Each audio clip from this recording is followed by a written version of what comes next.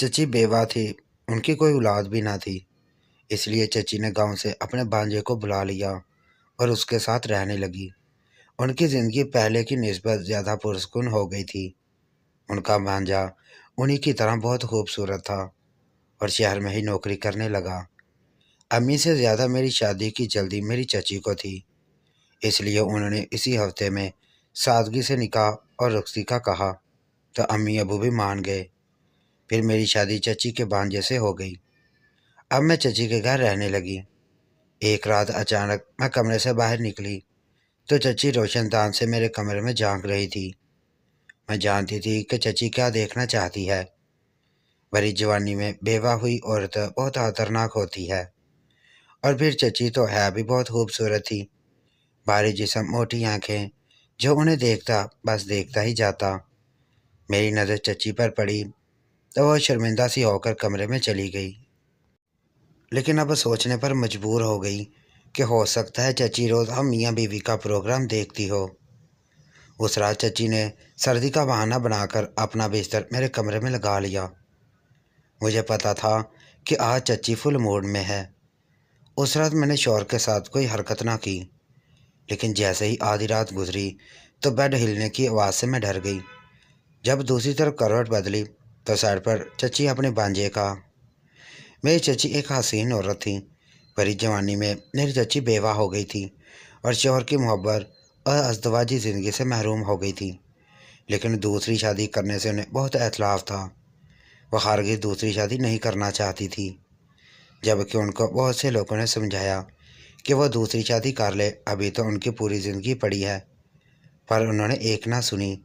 رشتہ داروں نے انہیں سمجھایا کہ ایک اکیلی عورت کا اس معاشرے میں رہنا بہت مشکل ہے، وہ بھی اس صورت میں کہ جب عورت جوان ہو تو اور زیادہ مشکل ہو جاتا ہے۔ وہ ہر بار یہی کہتی کہ بالآخر سب نے انہیں ان کے حال پر چھوڑ دیا۔ عدت کے دن انہوں نے ہمارے گھر پورے کیے اور پھر اپنے گھر میں شفٹ ہو گئی۔ وہ کہتی تھی کہ وہ میرے مرحوم چچا سے بہت محبت کرتی ہے، اور محبت کسی کے مر جانے سے بھی دل سے نہیں نکلتی، اور کسی دوسرے سے شادی کر کے وہ اپنی محبت کا خون کبھی نہیں کر سکتی۔ سب کو میری چاچی کی قسمت پر رشک تھا، ان کے مرنے کے بعد بھی ان کی محبت امر ہو گئی تھی۔ وہی دوسری طرف میری زندگی مجھے بری طرح ذلیل خوار کر رہی تھی۔ جس قدر میری چچی حسین تھی، اسی قدر میرا رنگ سیاہ تھا، اور میرے رشتے والے میری صورت دیکھ کر ہی پلٹ جایا کرتے تھے کہ وہ اتنی بدصورت لڑکی اپنے گھر میں نہیں لے سکتے۔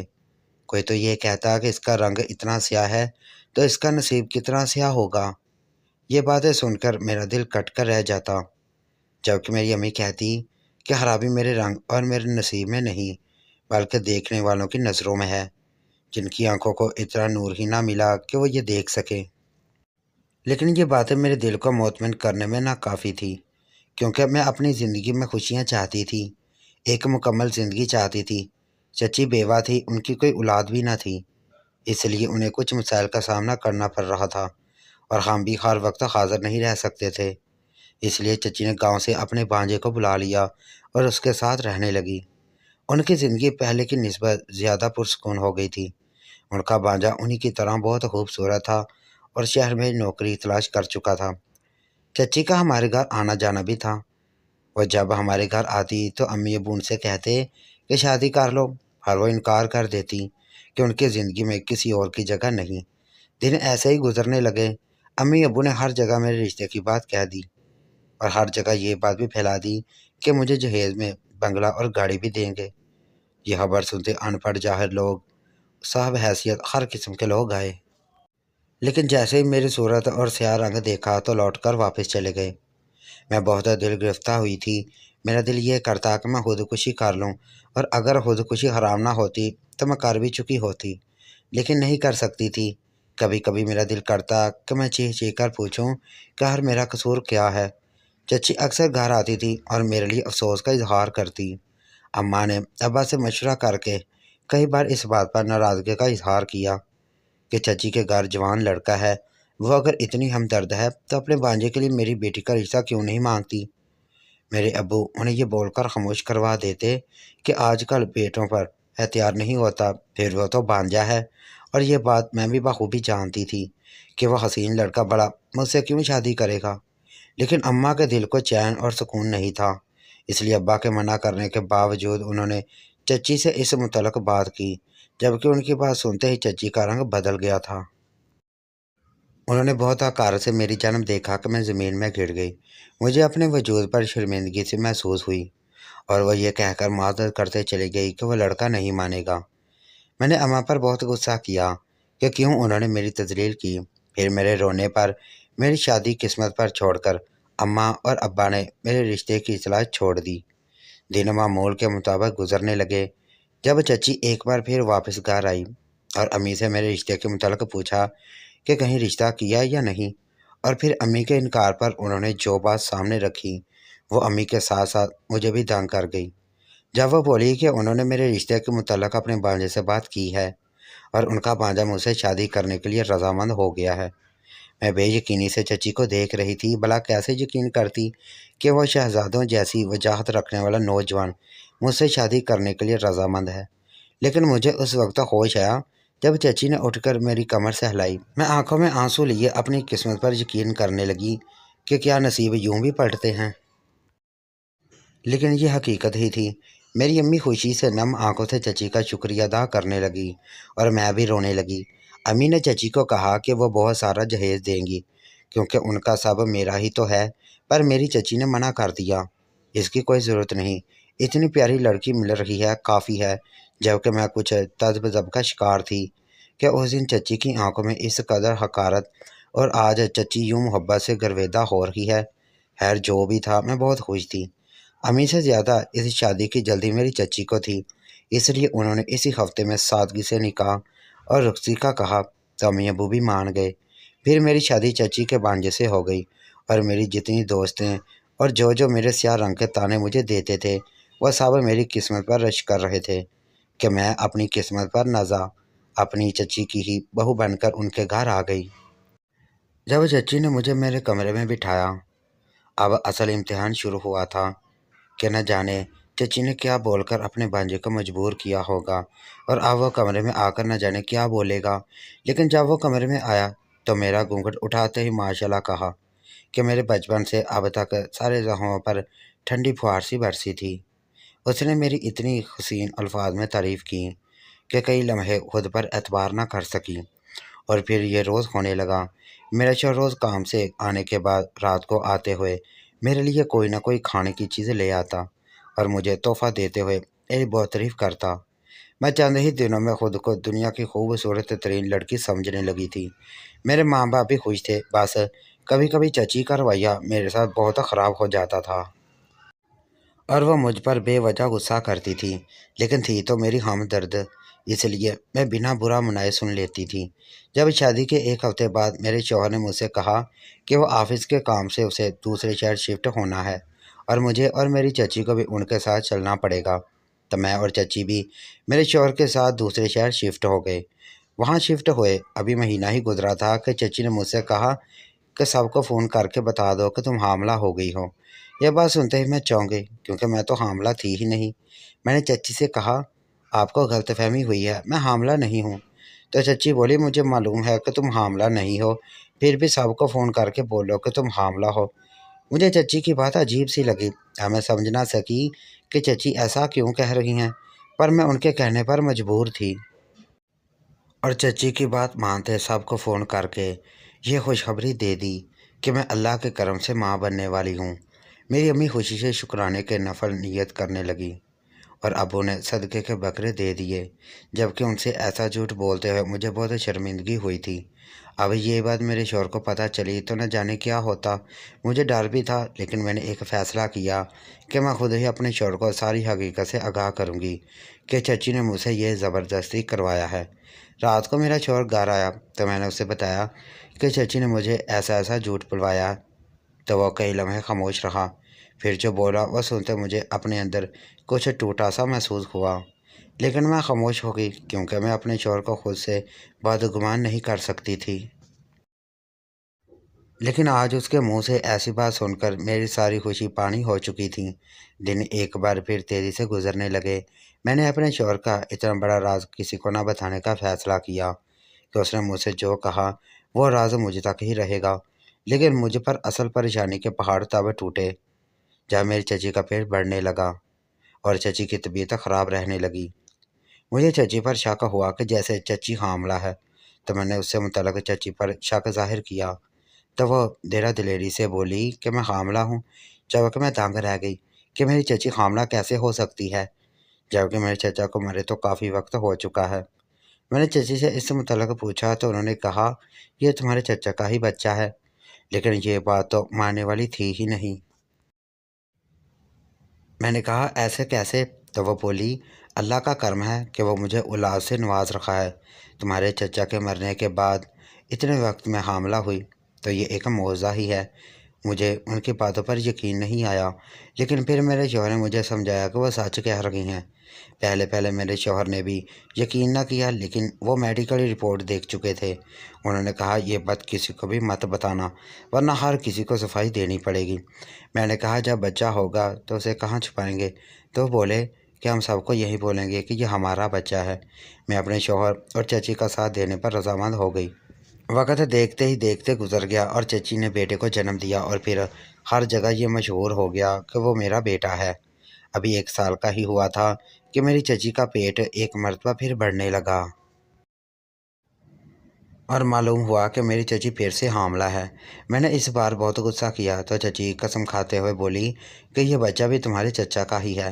میں نے ماننے سے صاف انکار کر دیا، لیکن پھر میرے شوہر نے مجھ پر غصہ کیا اور پھر ایک بار بچے کی پیدائش سب کو یہی بتایا کہ یہ میرا بچہ ہے۔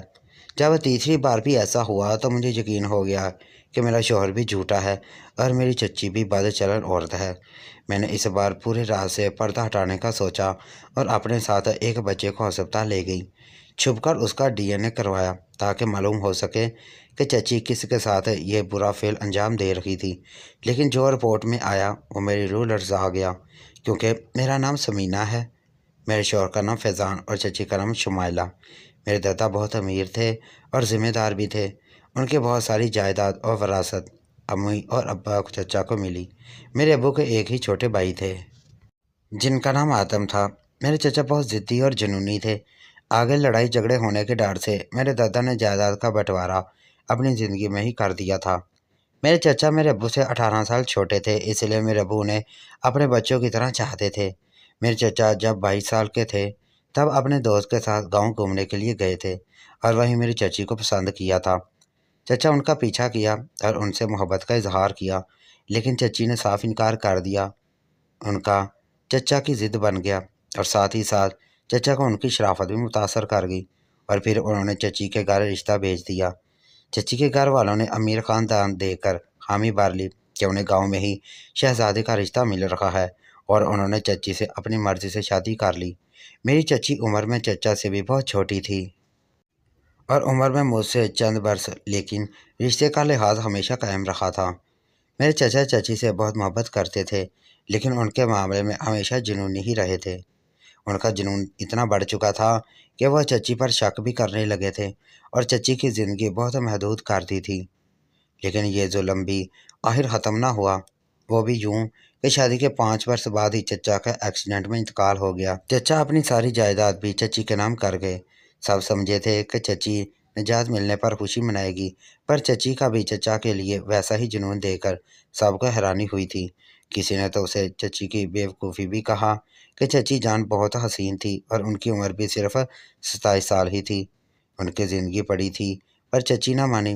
پھر جب اکیلے رہنا مشکل ہوا تو گاؤں سے اپنے بھانجے کو بلوا لیا،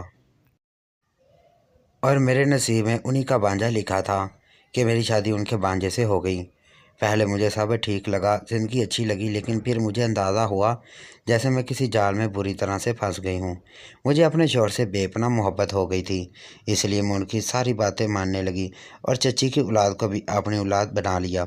لیکن یہ بات کسی طور پر قبول کرنے والی تھی ہی نہیں کہ چچی بنا شوہر کے بچے کو جنم دے رہی ہے۔ اس لیے میں نے ڈی این اے ٹیسٹ کروایا تاکہ میں حقیقت جان سکوں۔ 3 سال سے میں اپنی ذات کو دبا دبا کر اندر ہی اندر گھٹ رہی تھی۔ ویسے تو چچی سب کو یہی کہتی کہ یہ میری ہی اولاد ہے، لیکن اگر میں ان کی اولاد کو چھوتی بھی تو وہ بھڑک جایا کرتی تھیں۔ لیکن اب مجھے میرے سارے سوالات کا جواب مل چکا تھا۔ میں نے جو آج دیکھا تھا اسے دیکھتے ہی میرا دل ہونٹ کے آنسو رو رہا تھا کہ کیسی میری ذات کی دچیاں بکھیر دی گئی۔ مجھے شدت سے ایک بار پھر خواہش ہو رہی تھی کہ میں مر جاؤں، لیکن اب نہیں۔ اب مجھے سب کچھ جاننا تھا، یہ گندا کھیل کہاں سے شروع ہوا تھا اور اس کا انجام کیا تھا، یہ سب مجھے جاننا تھا۔ میں نے فیصلہ کیا کہ چچی کے مکرو چہرے سے پردہ ہٹا کر رہوں گی، لیکن میں یہ نہیں جانتی تھی کہ اس راز کو جاننے کی وجہ سے مجھ پر کئی اور راز بھی فاش ہو جائیں گے۔ دن میں تو چچی ہر وقت میرے سامنے ہوا کرتی تھی، یعنی سب کچھ رات میں میرے سونے کے بعد ہی ہوتا تھا۔ میں نے رات جاگنے کا فیصلہ کیا، لیکن نہ جانے کب گہری نیند میں چلی گئی، مجھے علم نہ ہوا۔ میں نے اگلے دن جاگنا چاہا، تب بھی ایسا ہی ہوا۔ جب ایسا روز ہونے لگا تو مجھے شک ہوا کہ میری نیند اتنی گہری تو کبھی بھی نہ تھی جتنی اب ہو گئی تھی، لیکن میری نیند اتنی گہری کبھی نہیں تھی۔ یقیناً میرے کھانے پینے میں کوئی ملاوٹ کی جا رہی تھی، اور نہ جانے یہ کب سے ہو رہا تھا۔ میں نے تو کبھی اپنے سونے پر کبھی غور نہیں کیا تھا۔ رات میں نے اپنے شوہر سے کہا کہ میں کمرے میں کھانا کھاؤں گی، اور اندر آ کر وہ کھانا تھیلی میں ڈال کر بند کر دیا اور بستر پر لیٹ کر ایسے ظاہر کیا جیسے میں سو چکی ہوں۔ لیکن آج مجھے نیند نہیں آ رہی تھی۔ میں سمجھ گئی کہ میرے کھانے میں کچھ ملاوٹ کی جا رہی ہے۔ میرا شوہر رات کو کمرے میں آیا اور آ کر میرے ماتھے پر پیار کیا اور کمرے سے باہر نکل گیا۔ اس کے نکلتے ہی میں نے آنکھیں کھولی اور شوہر کا انتظار کرنے لگی کہ وہ کب واپس آتا ہے۔ جب کچھ دیر گزر گئی اور شوہر واپس نہ آیا تو میں کمرے سے نکل کر چچی کے کمرے کی جانب چلی گئی، اور جیسے ہی دروازہ کھولا تو اندر کا منظر دیکھ کر سر پر جیسے آسمان ٹوٹ پڑا، کیونکہ میرا شوہر مجھے دیکھتے ہی یکدم اٹھ کھڑا ہوا، اور میری چچی بھی چونک کر کھڑی ہو گئی۔ جب میں نے آگے بڑھتے ہوئے اپنے شوہر کے منہ پر روتے ہوئے تھپڑ مارا اور کہا، آپ کو شرم نہ آئی؟ اتنا شرمناک کام کرتے ہوئے، یہ بچے آپ کے ہیں نا؟ کیوں کہا اتنا بڑا جھوٹ مجھ سے؟ کیوں دھوکہ دیا مجھے؟ میں اپنے شوہر کا گریبان پکڑتے پوچھنے لگی۔ جب چچی نے میرے ہاتھ جھٹکے اور جو وہ بولی، میری بنیادیں ہلا گئیں کہ چھوڑو میرے شوہر کا گریبان۔ ان کے منہ سے شوہر سن کر میں پتھر ہو گئی تھی اور بے یقینی سے ان دونوں کو دیکھنے لگی۔ جب میری چچی نے مجھ سے لڑکے مجھے ساری حقیقت بتائی، جسے سنتے میرے خواص سلپ ہونے لگے۔ میرے چچا میری چچی سے بے پناہ محبت کرتے تھے، لیکن ان کی محبت میں ایک بہت بڑا عیب تھا، وہ تھا جنون۔ میرے چچا نے اپنی ساری جائیداد بہت پہلے ہی چچی کے نام لکھ دی تھی کہ چچا کے بعد سب چچی کا ہے، لیکن اگر 5 سال پہلے چچی نے دوسری شادی کر لی تو انہیں ایک پھوٹی کوڑی بھی نہ ملے گی، اور چچی کو ان سب کی چاہ تھی، ضرورت تھی، وہ اپنے ہاتھوں سے یہ جائیداد نہیں گوا سکتی تھی، اس لیے شادی سے انکار کرتی رہی۔ لیکن جب اپنے گاؤں گئی تو اپنی بہن کے سسرال گئی، اور وہاں بہن کی نند کے بیٹے فیضان یعنی میرے شوہر کو پسند آ گئی۔ اس وقت فیضان کو علم نہ تھا کہ وہ بیوہ ہیں، اور جب اس نے رشتہ بھیجا تو چچی نے انکار کیا، اور پھر جب انہیں ساری حقیقت پتہ چلی تو انہوں نے چچی کا پیچھا نہ چھوڑا۔ وہ تھے بھی چچی کے ہم عمر کے۔ چچی ان کی طرف مائل ہونے لگی اور انہیں سب بتا دیا۔ پھر چچی اور میرے شوہر نے مل کر پلان بنایا کہ نکاح کو پوشیدہ رکھیں گے، اور یہاں آ کر سب کو بھانجا بتا دیا۔ اور جب میری امی نے میرے رشتے کے متعلق بات کی تو چچی کو برداشت نہ ہوا، لیکن اس کے 2 دن بعد چچی حاملہ ہو گئی۔ میرے شوہر نے حمل ضائع کروانے سے سختی سے منع کر دیا، اور چچی مجبور ہو گئی تھی کہ اس طرح جائیداد ان کے ہاتھوں سے چلی جائے گی۔ پھر چچی نے واپس میرا رشتہ مانگا، اور امی نے چچی کے ہی دوسرے شوہر سے میری شادی کر دی۔ میرا شوہر شادی کے بعد جو رات کو روز کھانے کی چیزیں لاتا اس میں نیند کی گولیاں ملا کر دیتا تاکہ وہ چچی کے پاس جا سکے، یعنی میں چچی کی سوتن تھی۔ اور پھر اسی طرح میری چچی اور میرے شوہر نے میرا سالوں سے استعمال کیا، اور میرے شوہر نے میری پہلی شکایت پر اس روز مجھ سے جو راز شیئر کیا وہ یہ تھا کہ میں باپ بننے کی صلاحیت سے محروم ہوں۔